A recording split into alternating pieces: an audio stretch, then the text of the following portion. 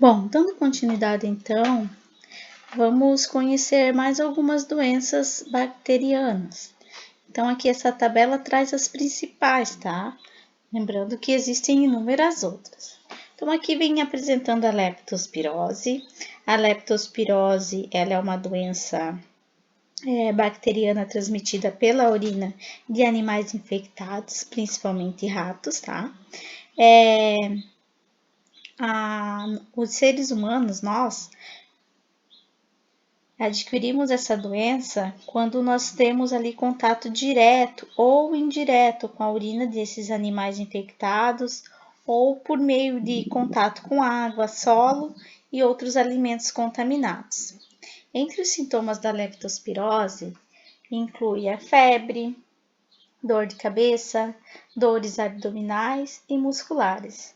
É uma doença que, quando diagnosticada rapidamente e com o início de tratamento imediato, ela se resolve em dias ou semanas, né? A cura da doença se resolve em dias ou semanas.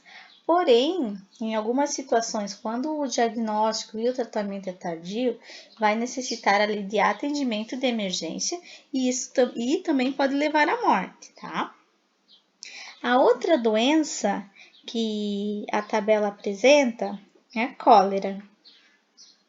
A cólera, ela é causada pelo vibrião da cólera, ou Vibrio cholerae, ali está o nome científico. É uma doença que afeta as pessoas que não têm acesso a saneamento básico, tá? Então, como citado lá no outro vídeo, a higiene, o acesso a saneamento básico é essencial para que as pessoas não adquiram certas doenças, principalmente doenças de origem bacteriana. E a cólera, nos locais onde não se tem saneamento básico, as pessoas acabam ingerindo alimento e água contaminadas por esse micro-organismo. Entre o principal sintoma, temos a diarreia acompanhada da desidratação. Tá? A desidratação ela vem justamente devido à diarreia, porque a diarreia nada mais é do que a eliminação das fezes na forma líquida. Então, junto com os restos de alimentos que são obtidos a partir da digestão, a água que é absorvida pelo intestino grosso também é eliminada. Então, por isso a pessoa acaba tendo desidratação.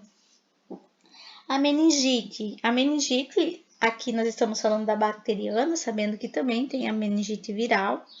É uma doença que afeta as membranas que revestem o cérebro e a medula, tá? Nós chamamos de meninge. Essas membranas, elas são membranas de proteção. E quando a pessoa ela se contamina, ela pode ter algumas sequelas, tá? Tem muitas pessoas que acabam tendo ali sequelas devido à inflamação dessas membranas. Então, elas têm problemas dificuldade na fala, dificuldade na audição, tem pessoas que perdem a capacidade locomotora. A meningite, ela pode ser passada para as pessoas por meio de gotículas de saliva. Então, por isso é importante, em locais onde tem uma aglomeração de pessoas, o ambiente estar bem aberto, bem ventilado, para que a pessoa acabe não tendo contato com esses meios essas gotículas, né, com essas salivas. A pneumonia. A pneumonia é causada por uma bactéria que nós chamamos de Streptococcus pneumoniae e ela causa inflamação dos alvéolos pulmonares. Os alvéolos pulmonares são as principais estruturas que são responsáveis pelas trocas gasosas. Então, entre os principais sintomas da pessoa que tem pneumonia temos a respiração curta e ofegante, justamente por quê? Porque a troca gasosa não acontece. Então, a pessoa ela precisa de oxigênio. Se ela não consegue absorver esse nitrogênio que acontece lá nos alvéolos, acaba comprometendo a sua respiração. Outros sintomas são a tosse. Essa tosse ela vem acompanhada de secreção, porque os pulmões acabam liberando mais muco, né? O muco é uma proteção para os pulmões, então, devido ao acúmulo de bactérias, esse muco é liberado com uma maior frequência, então por isso vem acompanhada dessa secreção. Também as pessoas podem sentir dores torácicas, febre altas, calafrios e dores no ouvido. E a última doença apresentada é a tuberculose. A tuberculose é causada pela bactéria Mycobacterium tuberculosis. Essa bactéria ela também pode ser inalada na respiração e pode chegar até os pulmões. O principal sintoma da tuberculose é a tosse frequente e a falta de ar. E agora, pessoal, vamos para as atividades. Na primeira atividade, vocês têm uma tirinha que representa a reprodução das bactérias, tá? Então, com base nessa tirinha, vocês vão responder as questões A, B e C. Na questão A, está perguntando o seguinte: a tirinha traz uma representação de bactérias. Na realidade, quais estruturas elas não apresentam por serem unicelulares? As bactérias unicelulares, elas não terão algumas estruturas, né, unicelulares procariontes. Quais são essas estruturas? Qual é o tipo de reprodução realizado pela bactéria na tirinha? Ó?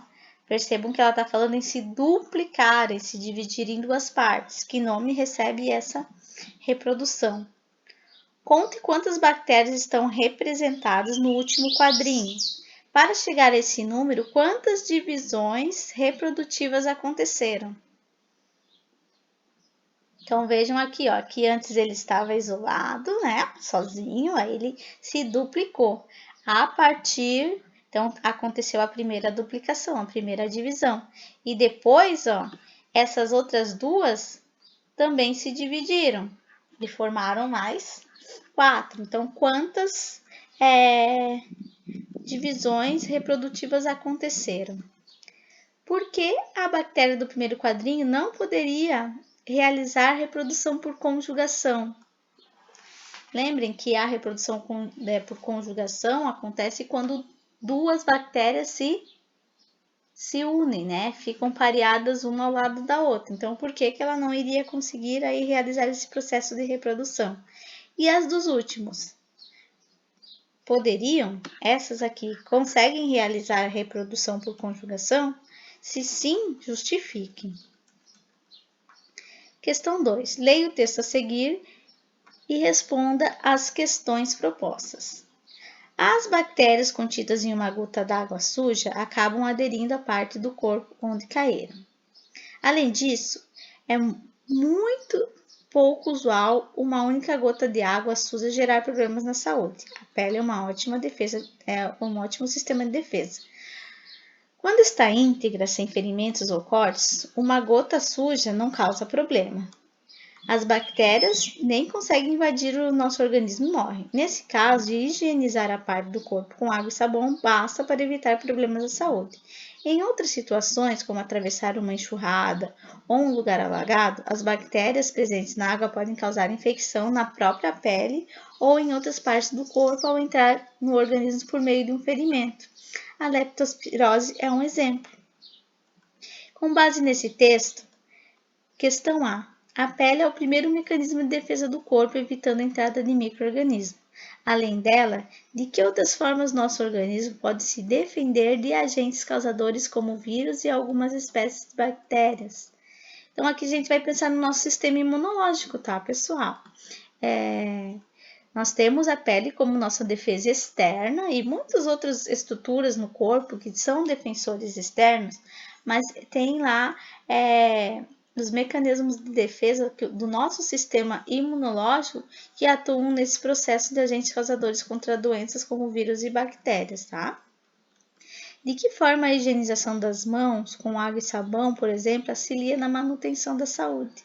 Hoje, pensando na situação que nós estamos vivendo, nessa pandemia, a higienização das mãos ela é importantíssima, seja com água e sabão, seja ali por meio do álcool ou gel, é uma garantia de nós mantermos a nossa saúde.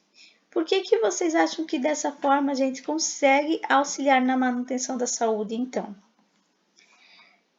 C. Segundo o texto, como pode ocorrer a contaminação no caso da leptospirose? Qual a relação dessa doença com a falta de saneamento? Olha só, ali no texto está falando do contato com locais alagados e contaminados pela bactéria, né? Pela urina do rato, que traz consigo a bactéria que causa a leptospirose por meio de um ferimento. Então, o processo de contaminação acontece dessa forma. E qual a relação dessa doença com a falta de saneamento básico? A bactéria Clostridium botulinum produz a toxina botulínica que pode estar presente em conservas de palmito, pepino ou enlatados. Existem rigorosos procedimentos de produção e fiscalização nas indústrias para evitar que os alimentos sejam contaminados. Quais consequências da ingestão da toxina botulínica? Então, nós falamos logo no início, né? Quando nós apresentamos as doenças, a bactéria que causa o botulismo, ela foi citada. Então, o que pode acontecer com uma pessoa que acaba ingerindo essa toxina botulínica? Quais são os sintomas, quais são os efeitos, tá? Então, eu vou parar esse vídeo por aqui e no próximo vídeo eu vou falar sobre o reino protoctista.